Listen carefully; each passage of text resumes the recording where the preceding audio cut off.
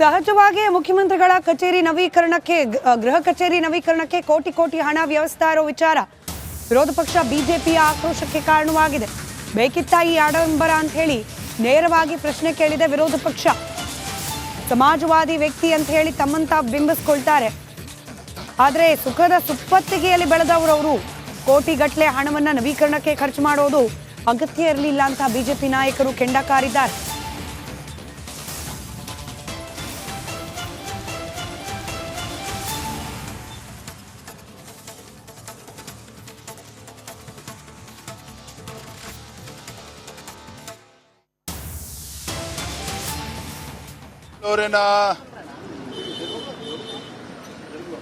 ನಮ್ಮೆಲ್ಲ ಶಾಸಕರು, ಸಂಸದರು, ವಿಧಾನ ಪರಿಷತ್ ಸದಸ್ಯರು, ಜಿಲ್ಲೆ ನಮ್ಮ ಅಧ್ಯಕ್ಷಗಳು, ನಾವೆಲ್ಲರೂ ಸಹ ಮಾನ್ಯ ಮುಖ್ಯಮಂತ್ರಿಗಳನ್ನು ಭೇಟಿ ಮಾಡಿ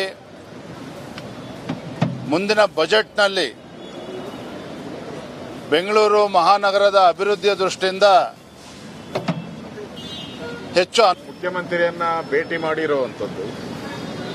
ಕಳೆದ 2 ವರ್ಷದಲ್ಲಿ ಬೆಂಗಳೂರಲ್ಲಿ ಆಗಿರತಕ್ಕಂಥ ಮಳೆ ಹಾನಿ ಇರ್ಬೋದು, ರಸ್ತೆಗಳ ಅವ್ಯವಸ್ಥೆ ಇರ್ಬೋದು, ಕಾಮಗಾರಿಗಳು ಪ್ರಾರಂಭ ಆಗದೆ ಇರಬಹುದು, ಪಾರ್ಕ್ಗಳಲ್ಲಿ ವಾಚ್ಮ್ಯಾನ್ಗೆ ಹಣ ಕೊಡಕ್ಕೂ ಸಾಧ್ಯ ಆಗದೆ ಇರುವಂತ ಪರಿಸ್ಥಿತಿಯನ್ನ ನೋಡಿ 2 ವರ್ಷದಿಂದ ಕಾದು ವಿಧಿ ಇಲ್ಲದೆ ನಾವಿವತ್ತು ಬೆಂಗಳೂರಿನ ಅಭಿವೃದ್ಧಿ ಕುಂಠಿತ ಆಗಿದೆ.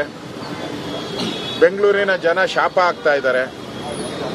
ಇನ್ನೊಂದು ಕಡೆ ಬೆಲೆ ಏರಿಕೆಯ ಬಿಸಿಯಿಂದ ಜನ ಬೆಲೆ ಏರಿಕೆಯನ್ನ ತಡ್ಕೊಳಕ್ಕಾಗದ ಪರಿಸ್ಥಿತಿಯಲ್ಲಿ ಅಭಿವೃದ್ಧಿನೂ ಕೂಡ ಕುಂಠಿತ ಆಗಿರುವಂಥದ್ದು 2 ವರ್ಷದಿಂದ ನೋಡಿ ಸಾಕಾಗಿ ವಿಧಿ ಇಲ್ಲದೆ ನಾವಿವತ್ತು ಮುಖ್ಯಮಂತ್ರಿಗಳನ್ನ ಭೇಟಿ ಮಾಡಿ.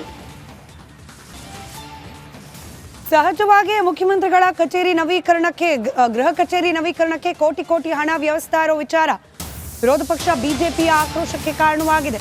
ಬೇಕಿತ್ತ ಈ ಆಡಂಬರ ಅಂತ ಹೇಳಿ ನೇರವಾಗಿ ಪ್ರಶ್ನೆ ಕೇಳಿದೆ ವಿರೋಧ ಪಕ್ಷ. ಸಮಾಜವಾದಿ ವ್ಯಕ್ತಿ ಅಂತ ಹೇಳಿ ತಮ್ಮಂತ ಬಿಂಬಿಸ್ಕೊಳ್ತಾರೆ. ಆದರೆ ಸುಖದ ಸುಪ್ಪತ್ತಿಗೆಯಲ್ಲಿ ಬೆಳೆದವರವರು ಕೋಟಿಗಟ್ಟಲೆ ಹಣವನ್ನ ನವೀಕರಣಕ್ಕೆ ಖರ್ಚು ಮಾಡೋದು ಅಗತ್ಯ ಇರಲಿಲ್ಲ ಅಂತ ಬಿಜೆಪಿ ನಾಯಕರು ಕೆಂಡಕಾರಿದ್ದಾರೆ.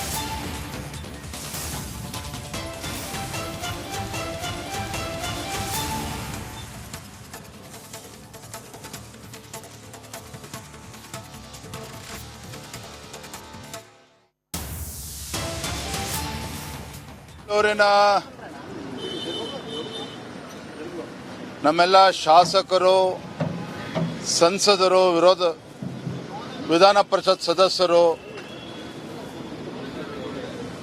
ಜಿಲ್ಲೆ ನಮ್ಮ ಅಧ್ಯಕ್ಷಗಳು,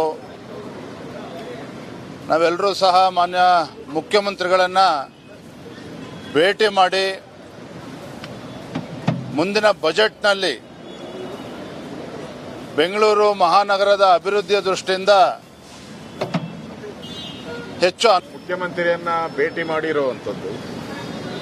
ಕಳೆದ 2 ವರ್ಷದಲ್ಲಿ ಬೆಂಗಳೂರಲ್ಲಿ ಆಗಿರತಕ್ಕಂಥ ಮಳೆ ಹಾನಿ ಇರ್ಬೋದು, ರಸ್ತೆಗಳ ಅವ್ಯವಸ್ಥೆ ಇರ್ಬೋದು, ಕಾಮಗಾರಿಗಳು ಪ್ರಾರಂಭ ಆಗದೆ ಇರಬಹುದು, ಪಾರ್ಕ್ಗಳಲ್ಲಿ ವಾಚ್ಮ್ಯಾನ್ಗೆ ಹಣ ಕೊಡಕ್ಕೂ ಸಾಧ್ಯ ಆಗದೆ ಇರುವಂತ ಪರಿಸ್ಥಿತಿಯನ್ನ ನೋಡಿ 2 ವರ್ಷದಿಂದ ಕಾದು ವಿಧಿ ಇಲ್ಲದೆ ನಾವಿವತ್ತು ಬೆಂಗಳೂರಿನ ಅಭಿವೃದ್ಧಿ ಕುಂಠಿತ ಆಗಿದೆ. ಬೆಂಗಳೂರಿನ ಜನ ಶಾಪ ಆಗ್ತಾ ಇದ್ದಾರೆ. ಇನ್ನೊಂದು ಕಡೆ ಬೆಲೆ ಏರಿಕೆಯ ಬಿಸಿಯಿಂದ ಜನ ಬೆಲೆ ಏರಿಕೆಯನ್ನ ತಡ್ಕೊಳಕ್ಕಾಗದ ಪರಿಸ್ಥಿತಿಯಲ್ಲಿ ಅಭಿವೃದ್ಧಿನೂ ಕೂಡ ಕುಂಠಿತ ಆಗಿರುವಂಥದ್ದು 2 ವರ್ಷದಿಂದ ನೋಡಿ ಸಾಕಾಗಿ ವಿಧಿ ಇಲ್ಲದೆ ನಾವಿವತ್ತು ಮುಖ್ಯಮಂತ್ರಿಗಳನ್ನ ಭೇಟಿ ಮಾಡಿ. ಸಹಜವಾಗಿ ಮುಖ್ಯಮಂತ್ರಿಗಳ ಕಚೇರಿ ನವೀಕರಣಕ್ಕೆ ಗೃಹ ಕಚೇರಿ ನವೀಕರಣಕ್ಕೆ ಕೋಟಿ ಕೋಟಿ ಹಣ ವ್ಯವಸ್ಥೆ ಇರೋ ವಿಚಾರ ವಿರೋಧ ಪಕ್ಷ ಬಿಜೆಪಿಯ ಆಕ್ರೋಶಕ್ಕೆ ಕಾರಣವಾಗಿದೆ. ಬೇಕಿತ್ತ ಈ ಆಡಂಬರ ಅಂತ ಹೇಳಿ ನೇರವಾಗಿ ಪ್ರಶ್ನೆ ಕೇಳಿದೆ ವಿರೋಧ ಪಕ್ಷ. ಸಮಾಜವಾದಿ ವ್ಯಕ್ತಿ ಅಂತ ಹೇಳಿ ತಮ್ಮಂತ ಬಿಂಬಿಸ್ಕೊಳ್ತಾರೆ. ಆದರೆ ಸುಖದ ಸುಪ್ಪತ್ತಿಗೆಯಲ್ಲಿ ಬೆಳೆದವರವರು ಕೋಟಿಗಟ್ಟಲೆ ಹಣವನ್ನ ನವೀಕರಣಕ್ಕೆ ಖರ್ಚು ಮಾಡೋದು ಅಗತ್ಯ ಇರಲಿಲ್ಲ ಅಂತ ಬಿಜೆಪಿ ನಾಯಕರು ಕೆಂಡ ಕಾರಿದ್ದಾರೆ.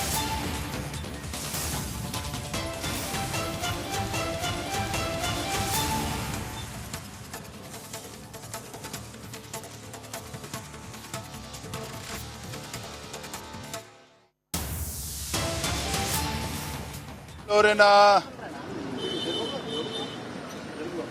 ನಮ್ಮೆಲ್ಲ ಶಾಸಕರು, ಸಂಸದರು, ವಿಧಾನ ಪರಿಷತ್ ಸದಸ್ಯರು, ಜಿಲ್ಲೆ ನಮ್ಮ ಅಧ್ಯಕ್ಷಗಳು, ನಾವೆಲ್ಲರೂ ಸಹ ಮಾನ್ಯ ಮುಖ್ಯಮಂತ್ರಿಗಳನ್ನ ಭೇಟಿ ಮಾಡಿ ಮುಂದಿನ ಬಜೆಟ್ನಲ್ಲಿ ಬೆಂಗಳೂರು ಮಹಾನಗರದ ಅಭಿವೃದ್ಧಿಯ ದೃಷ್ಟಿಯಿಂದ ಹೆಚ್ಚು ಮುಖ್ಯಮಂತ್ರಿಯನ್ನ ಭೇಟಿ ಮಾಡಿರುವಂಥದ್ದು. ಕಳೆದ 2 ವರ್ಷದಲ್ಲಿ ಬೆಂಗಳೂರಲ್ಲಿ ಆಗಿರತಕ್ಕಂಥ ಮಳೆ ಹಾನಿ ಇರ್ಬೋದು, ರಸ್ತೆಗಳ ಅವ್ಯವಸ್ಥೆ ಇರ್ಬೋದು, ಕಾಮಗಾರಿಗಳು ಪ್ರಾರಂಭ ಆಗದೆ ಇರಬಹುದು, ಪಾರ್ಕ್ಗಳಲ್ಲಿ ವಾಚ್ಮ್ಯಾನ್ಗೆ ಹಣ ಕೊಡಕ್ಕೂ ಸಾಧ್ಯ ಆಗದೆ ಇರುವಂತ ಪರಿಸ್ಥಿತಿಯನ್ನ ನೋಡಿ 2 ವರ್ಷದಿಂದ ಕಾದು ವಿಧಿ ಇಲ್ಲದೆ ನಾವಿವತ್ತು ಬೆಂಗಳೂರಿನ ಅಭಿವೃದ್ಧಿ ಕುಂಠಿತ ಆಗಿದೆ. ಬೆಂಗಳೂರಿನ ಜನ ಶಾಪ ಆಗ್ತಾ ಇದ್ದಾರೆ. ಇನ್ನೊಂದು ಕಡೆ ಬೆಲೆ ಏರಿಕೆಯ ಬಿಸಿಯಿಂದ ಜನ ಬೆಲೆ ಏರಿಕೆಯನ್ನ ತಡ್ಕೊಳಕ್ಕಾಗದ ಪರಿಸ್ಥಿತಿಯಲ್ಲಿ ಅಭಿವೃದ್ಧಿನೂ ಕೂಡ ಕುಂಠಿತ ಆಗಿರುವಂತದ್ದು 2 ವರ್ಷದಿಂದ ನೋಡಿ ಸಾಕಾಗಿ ವಿಧಿ ಇಲ್ಲದೆ ನಾವಿವತ್ತು ಮುಖ್ಯಮಂತ್ರಿಗಳನ್ನ ಭೇಟಿ ಮಾಡಿ ಸಹಜವಾಗಿ ಮುಖ್ಯಮಂತ್ರಿಗಳ ಕಚೇರಿ ನವೀಕರಣಕ್ಕೆ ಗೃಹ ಕಚೇರಿ ನವೀಕರಣಕ್ಕೆ ಕೋಟಿ ಹಣ ವ್ಯವಸ್ಥೆ ಇರೋ ವಿಚಾರ ವಿರೋಧ ಪಕ್ಷ ಬಿಜೆಪಿಯ ಆಕ್ರೋಶಕ್ಕೆ ಕಾರಣವಾಗಿದೆ. ಬೇಕಿತ್ತ ಈ ಆಡಂಬರ ಅಂತ ಹೇಳಿ ನೇರವಾಗಿ ಪ್ರಶ್ನೆ ಕೇಳಿದೆ ವಿರೋಧ ಪಕ್ಷ. ಸಮಾಜವಾದಿ ವ್ಯಕ್ತಿ ಅಂತ ಹೇಳಿ ತಮ್ಮಂತ ಬಿಂಬಿಸ್ಕೊಳ್ತಾರೆ. ಆದರೆ ಸುಖದ ಸುಪ್ಪತ್ತಿಗೆಯಲ್ಲಿ ಬೆಳೆದವರವರು ಕೋಟಿಗಟ್ಟಲೆ ಹಣವನ್ನ ನವೀಕರಣಕ್ಕೆ ಖರ್ಚು ಮಾಡೋದು ಅಗತ್ಯ ಇರಲಿಲ್ಲ ಅಂತ ಬಿಜೆಪಿ ನಾಯಕರು ಕೆಂಡ ಕಾರಿದ್ದಾರೆ.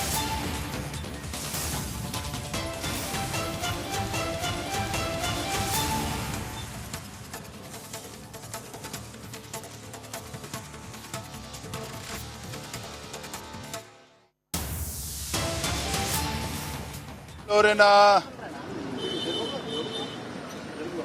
ನಮ್ಮೆಲ್ಲ ಶಾಸಕರು, ಸಂಸದರು, ವಿಧಾನ ಪರಿಷತ್ ಸದಸ್ಯರು, ಜಿಲ್ಲೆ ನಮ್ಮ ಅಧ್ಯಕ್ಷಗಳು,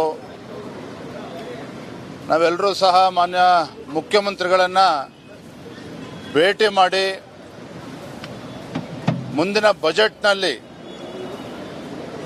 ಬೆಂಗಳೂರು ಮಹಾನಗರದ ಅಭಿವೃದ್ಧಿಯ ದೃಷ್ಟಿಯಿಂದ ಹೆಚ್ಚು ಮುಖ್ಯಮಂತ್ರಿಯನ್ನ ಭೇಟಿ ಮಾಡಿರುವಂಥದ್ದು. ಕಳೆದ 2 ವರ್ಷದಲ್ಲಿ ಬೆಂಗಳೂರಲ್ಲಿ ಆಗಿರತಕ್ಕಂಥ ಮಳೆ ಹಾನಿ ಇರ್ಬೋದು, ರಸ್ತೆಗಳ ಅವ್ಯವಸ್ಥೆ ಇರ್ಬೋದು, ಕಾಮಗಾರಿಗಳು ಪ್ರಾರಂಭ ಆಗದೆ ಇರಬಹುದು, ಪಾರ್ಕ್ಗಳಲ್ಲಿ ವಾಚ್ಮ್ಯಾನ್ಗೆ ಹಣ ಕೊಡಕ್ಕೂ ಸಾಧ್ಯ ಆಗದೆ ಇರುವಂತ ಪರಿಸ್ಥಿತಿಯನ್ನ ನೋಡಿ 2 ವರ್ಷದಿಂದ ಕಾದು ವಿಧಿ ಇಲ್ಲದೆ ನಾವಿವತ್ತು ಬೆಂಗಳೂರಿನ ಅಭಿವೃದ್ಧಿ ಕುಂಠಿತ ಆಗಿದೆ. ಬೆಂಗಳೂರಿನ ಜನ ಶಾಪ ಆಗ್ತಾ ಇದ್ದಾರೆ.